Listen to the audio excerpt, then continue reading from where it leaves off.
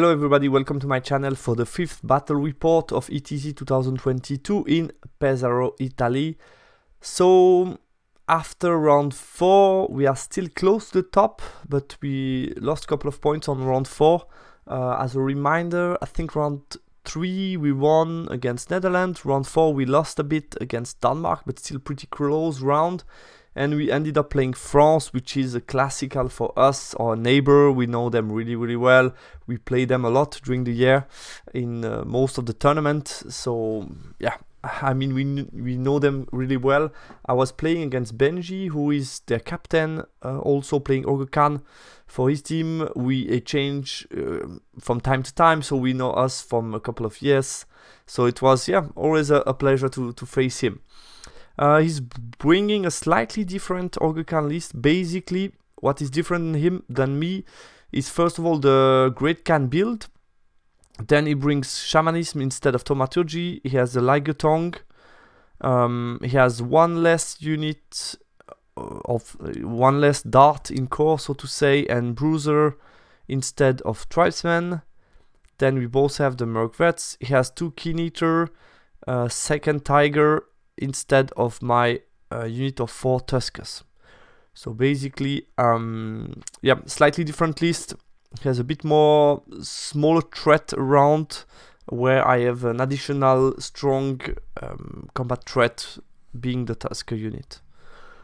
We played King of the Hill and Cycle as a deployment.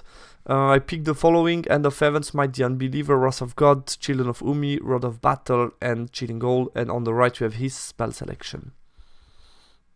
So my analysis of the matchup: basically mirror match are always tricky. You are fighting with the same kind of tools, so you always need to pay attention to these games. I have more close combat unit, more scoring unit against a better Death Star, because basically if he put everything in his Bruiser or Merc Vets with the Liger Tongue, it could be better than me. So we both know that going into combat with our big unit could be very dicey, risky, and depend on small detail, like who is going to get the long charge and so on. And since he has a lot of chaff, I need to pay attention to that. Secondary objective, so we play King of the Hill. I would be quite happy to win the side and choose first what kind of piece of terrain I would like to defend.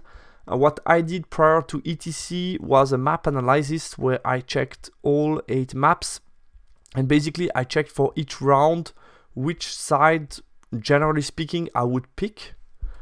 And for example, for this round I checked which side I would pick and which piece of terrain I would pick as my King of the Hill. So it's just like a cold-head way of preparing for the matches, and I felt having done that in advance bring you a security, because I knew that before ETC, when having a cold head, I picked that, so there was a reason for that, and then in most cases that would still be my choice, no matter what the list against me is. So I knew for a fact that I was well prepared to play on any map, and if I could pick, I knew already what I was going to pick, basically. Wrath of God could be huge in this match.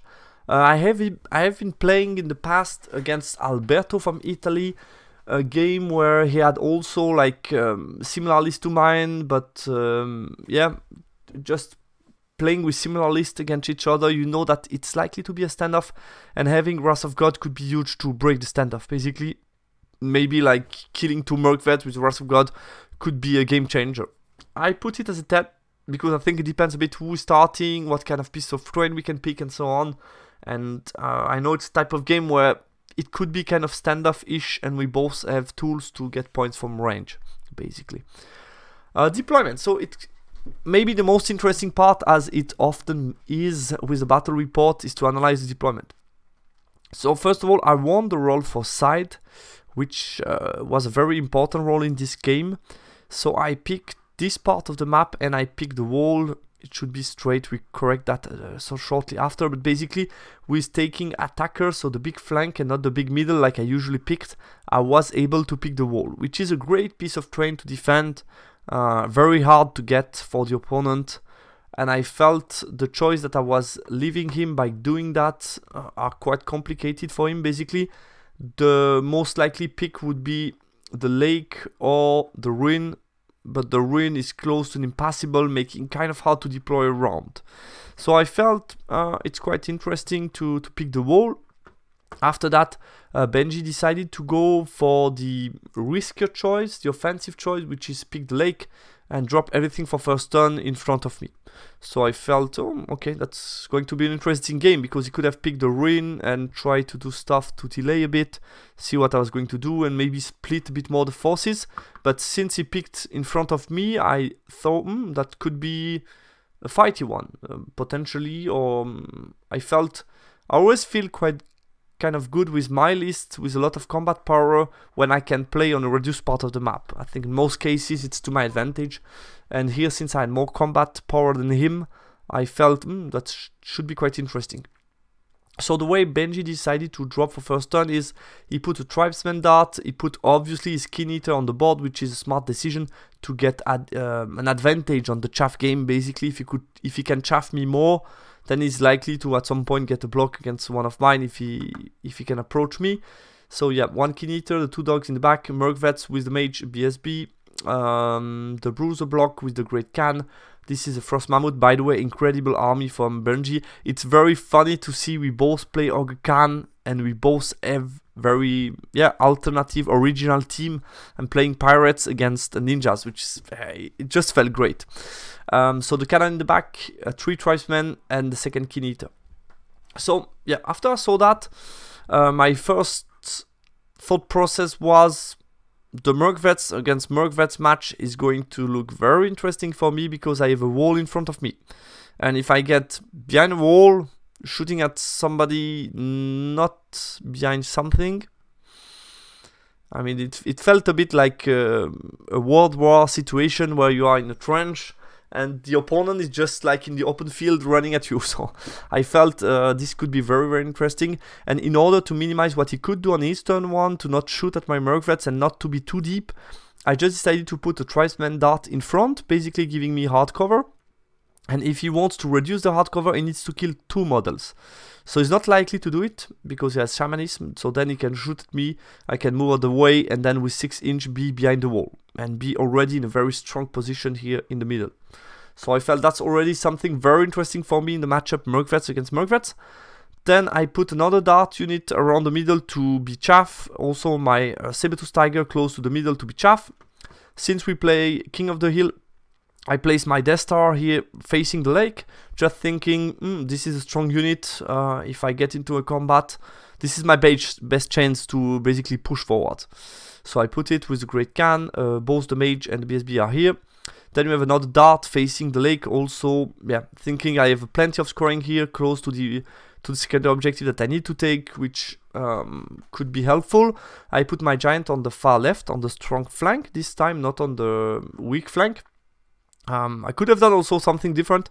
I felt by putting the Tuskers on the far right, first of all, I can minimize what his cannon can do. He cannot shoot me turn 1, so I cannot get cannon shot, and I can push hard with a strong unit on his right flank, forcing basically his Bruiser unit. They cannot ignore me, basically. If they push hard towards the middle, then they will have a big problem on their flank. So I felt by putting some distance between the Death Star and the Tuskers, it's really nice, because it's one is on his left. Basically his, how can I say, his like the middle of his line, the strong part of his line is here in the middle, and basically I have something threatening from the left and something threatening from the right, as you can see. So I felt that could be quite interesting and give him some problem if I can push from each side, basically leaving him in the middle, not really knowing what he should do.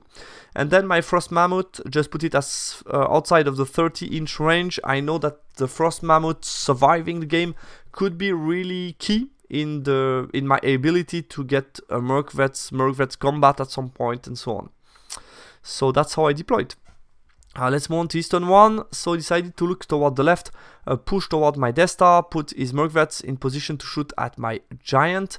Other than that, just shuffles a bit to the left, leaving only 2 units looking to the right, but already a Keen Eater in a position to chaff me if he needs to. In the magic phase, he got chilling all off, and with shooting he did 1 wound to my giant. My turn 1. So I'm pushing hard forward, creating a shape, U shape, threatening from the right and the left, which is exactly what I wanted to. So I push 14 with the Tuskers, threatening his flank, forcing him to chaff me, because if he doesn't, basically I can charge him. I checked also if he pushed 12, basically I will always going to see him, so I wanted to force him, no matter what he does with the bruisers, looking at me or pushing forward, he will need to feed me 1 piece of chaff, which is what I wanted. Position my Frosty here, so still hidden from the cannon, but still looking to counter charge, depending what he wants to do. I want to be in a good position. Move these guys so they look to the right, move 6 to be out of the way. Other than that, yeah, those guys push a bit forward. I push a lot with the giant. Basically to threaten his unit, I just check every move he could do with the tribesmen. I want to be sure I can charge them next turn. Also try to force him to feed me some chaff, basically to, yeah, threatening from both sides and force him early on to give me chaff. I thought that would be quite interesting. And obviously I position my Merc Vets behind the wall to be hard cover and shoot at his Merc Vets.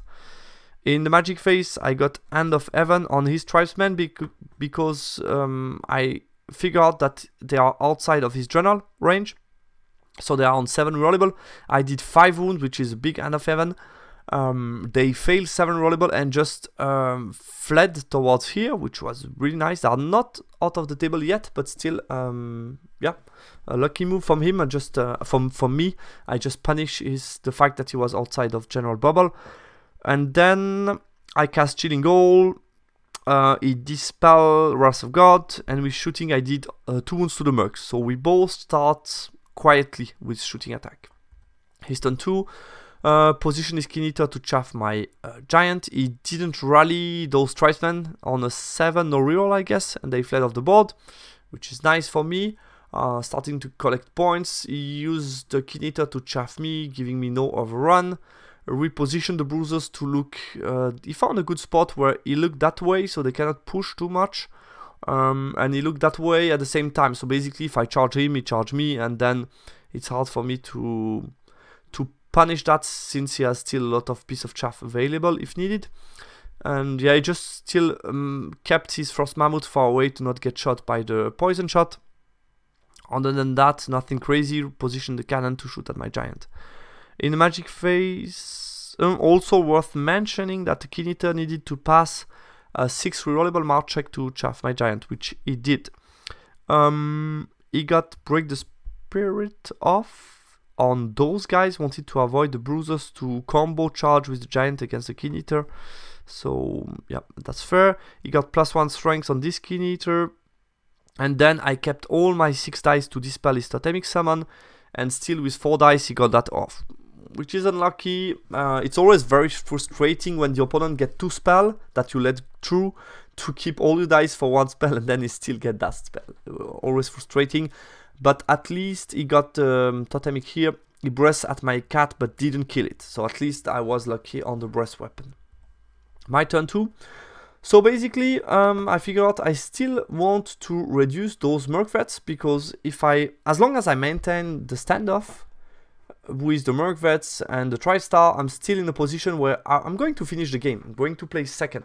So at any point I can March 12B in this piece of train. So I was quite confident that with a couple of turns more to play, I was going to get the secondary, or it was going to be really hard for him to keep it away from me, since he's going to suffer from all my shooting attack and magic phase.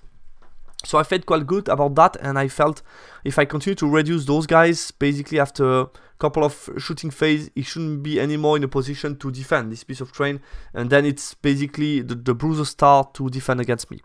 So I felt I needed to keep patient, but I still wanted to clean some units. So here I took the charge with the giant that suffered 3 wounds or 4 wounds total against the Keen Eater, leaving him with a flank charge. But if he does that, I was ready to get counter charge, basically. Yeah, more or less. So I felt that after the charge, I felt I think if I remember correctly, I can reform a bit to the left to leave him with like a middle long charge that is not likely to take, basically. Yeah. Other than that, turn around those guys to face the totemic summon that is right here. Basically, I wanted to cover as much ground in the back as I could to force him. He cannot escape here, my line of sight, and if he goes towards here, maybe I see him, I can charge him. Move away with the cat that passed the march check. Move away right here. I decided to back off with those guys to still get give him like double 6, but nothing else. I decided to keep patient, but what I had was a charge with those 3 bruisers against the Keen Eater. I felt that was going to be an interesting combat because I have strength 6 attack. It was a charge on a 10, which I didn't manage to do. So 10 on 2 dice, yeah, not so likely. But I felt if I could do that, that could be quite interesting, because then what can he do? Most likely we stick here. Then is he really going to charge here and then to expose to my counter charge? I don't think so. So then basically it's hard for him, maybe charge with those tribesmen back, but then it's open a bit the game. So I would have been curious to see what would have happened after that. In my magic phase, I get -1 resilience here, I think, to try to finish him. My Merc Vets this time roll crazy good. They do 5 wounds to his Merc Vets. And then, what else? Yeah, I think. Let me check. Nothing else. We're shooting. What did I? Yeah, I shoot here. Nothing else. Nothing crazy, I guess. Yep. I think that's it. And then close combat. We both did a couple of wounds, but we both are still alive, I guess. Like I did what? I did 2 wounds, or I did 1 wound. I think we both are still alive. So it's turn 3. He decided, what surprised me, to charge in the bruisers with the totemic summon. I guess it would have been way more annoying for me if he kept running in the back, chasing my cat and be annoying, because it would have forced me to turn around with other units and so on. So I was surprised and quite happy that he charged into my bruisers.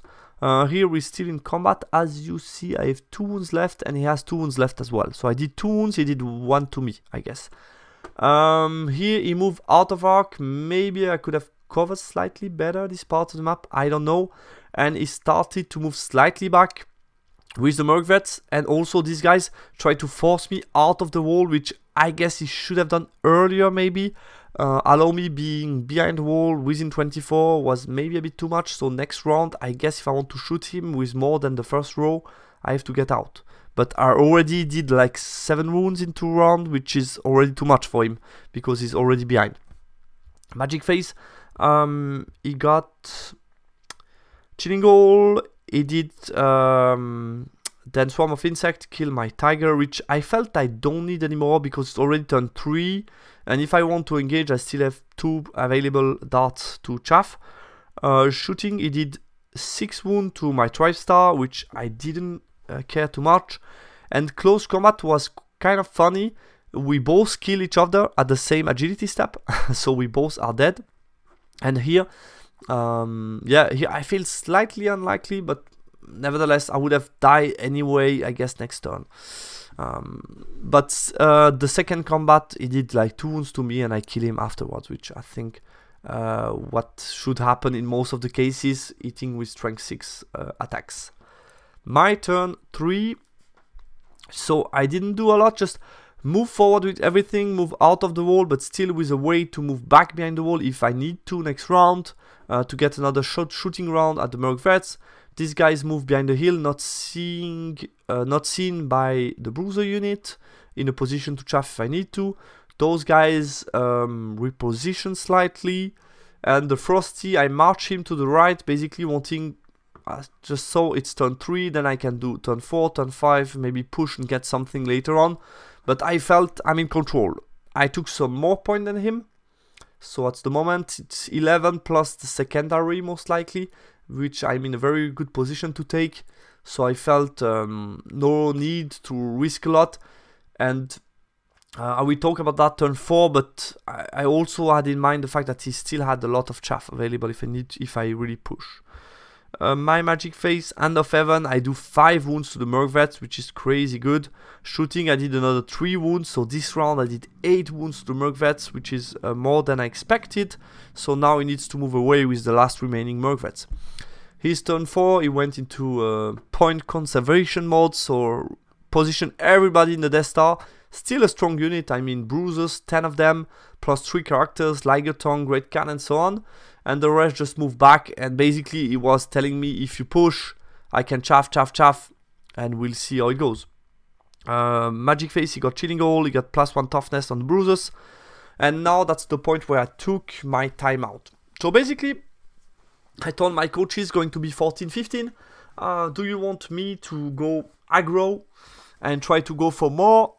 But my thought process was, he has 1, 2, 3, potentially 4, even if he really needs to 5 available piece of chaff, I mean the cat. So if I push, let's say, I do 12 here, more or less 12 here, and here 14, he can chaff, let's say.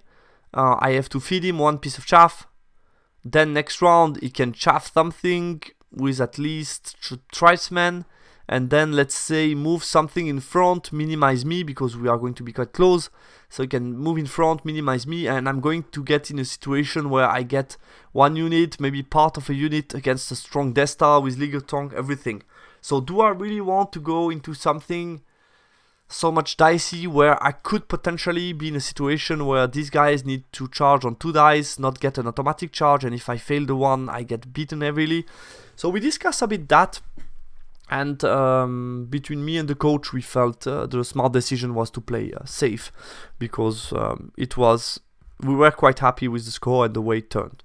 So I didn't do much, just move forward, continue to apply pressure to be sure I get secondary objective first of all, and try to get more points from distance, and also push with the things that are not too risky. So I move max with the Frosty out of Arc of the Bruisers, basically to try to continue to push and see if I get any opportunities. In the magic phase, Binding Scroll, Wrath of God, I get Chilling Hole. With shooting, I did 2 wounds to the cannon with my, I think the first rank of my Merc Vets. His turn 5, reposition, nothing crazy, still ready to chaff me if he needs to. Binding Scroll, Totemic Summon, he get Chilling Hole off, nothing crazy. My turn 5, continue to push, maybe get an opportunity. Push hard with the Death Star out of Arc of the Bruisers, force me to feed me 1 piece of chaff. Reposition my mage here to blast the cannon, get some shot at the cannon as well. And that's it more or less. Get Hand of Heaven, did the 3 remaining wounds on the cannon. Shoot, I didn't need the shot of the Bruisers, so shoot at the Bruisers, did 6 wounds from the Merc Vets. That's it more or less. And his last turn, he chaff me, and position these guys, just facing the Tuskers, because he could face them and deal with them, no problem. Make sure I don't get overrun and get both. I get Break the Spirit off on those guys to avoid me charging against the Keen Eater, maybe.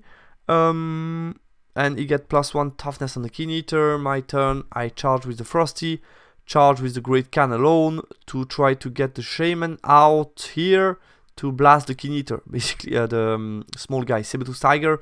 The rest move forward to shoot him, force panic check. Shoot magic, I get +1 to hit on the Frosty. I get -1 strength, random on his Keen Eater.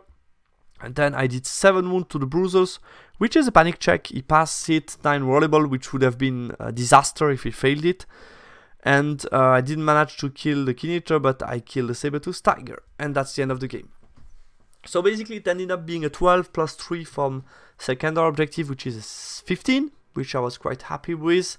On the other table, it was quite close. We got 12 from Andy against Jug, 14 from Alan, 9 from Dimitri, 10 from the Dwarf, Pollux, 10 from our Vermin Swarm, 10 as well from Coco, and 7 from Xavier. So everything pretty tight, but small differences made on a couple of tables. And as you can see, every point matters to claim victory. 87 against 73 for France.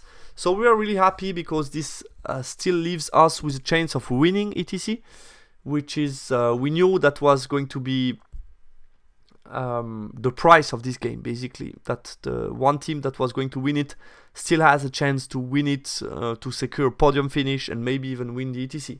So we felt really happy about this round, which was it was, as always, very enjoyable against France. What can I say about this game? It mostly was decided on the macro level. So first of all, this is typically the type of game that I like a lot, because I made a difference on the macro, and after that, as you saw, it's a risk-free 15 win, which I love. I took zero risk.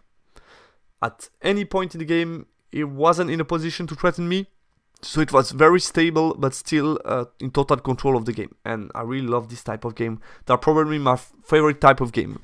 On a macro level, so obviously winning the roll for side was very helpful for me. I could get an advantage on that, so I was quite happy.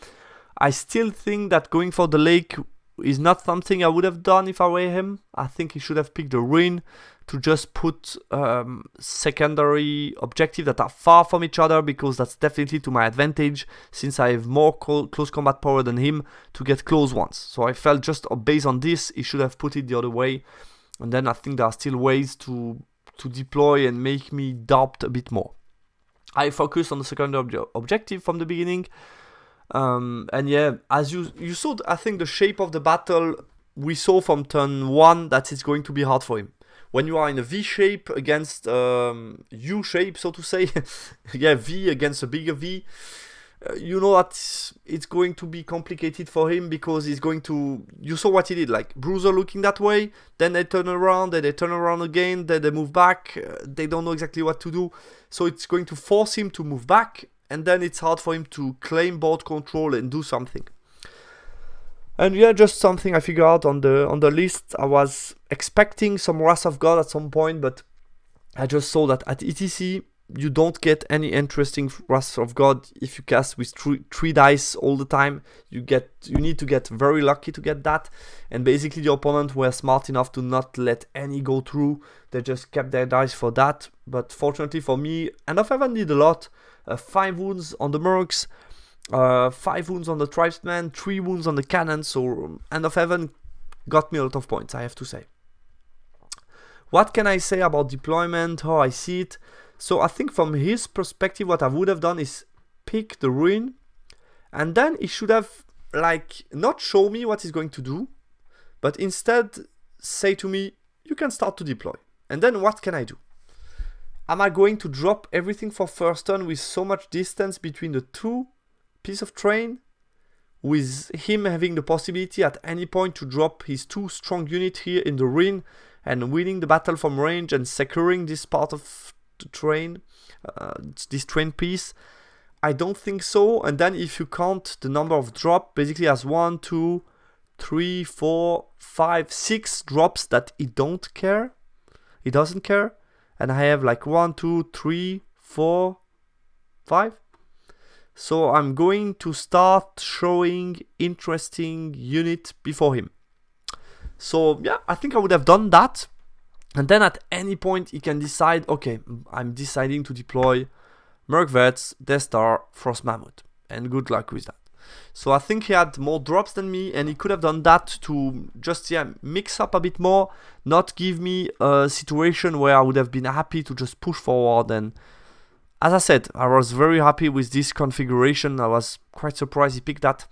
I know it's never enjoyable. I think he cannot pick that, drop in a corner and start, because it's way too risky for him to just me in the front, pushing at him, and at some point getting a good charge, and he's not in a situation to really defend that, since I have a lot of close combat. So if I drop all my strengths in the front and push here with the giant, that's going to be hard for him. So I agree with him. We discussed that after the game. He cannot really deploy in this corner without really getting attacked too much, and that's too risky. But what he could have done is just tell me, you can start to deploy and let's see how it goes. And I would have been in trouble to figure out, okay, do I focus on the left? Do I focus on the right? and if I deploy too much stuff out of the bubble, then it's a point that he can easily take. So I think that was going to be a more complicated game for me, basically more standoff-ish, where I'm less likely to get secondary objective. So that's all, guys, for this round. So this was leaving us to be, I think, at the 4th place or 3rd place before the last round, like 3 points behind the 1st place. So we were playing against Spain. We knew that if we win the last round, we have a chance of winning ETC, which is exactly what we wanted. So we knew that it was going to be the time where everything was going to be decided. And now that's where we are going to be, to test ourselves and see if we were ready enough, if we were good enough this year or not. So very excited to discuss about this last round. Thanks a lot, guys, for watching this battle report. I hope you liked it. If you have any question related to ETC in general, my experience, Team Switzerland and so on, don't hesitate to put it in the comment or on the forum on my topic. I will address all these questions in my conclusion video at the end of the tournament. Thanks a lot, guys, and talk to you soon on the channel. Bye bye.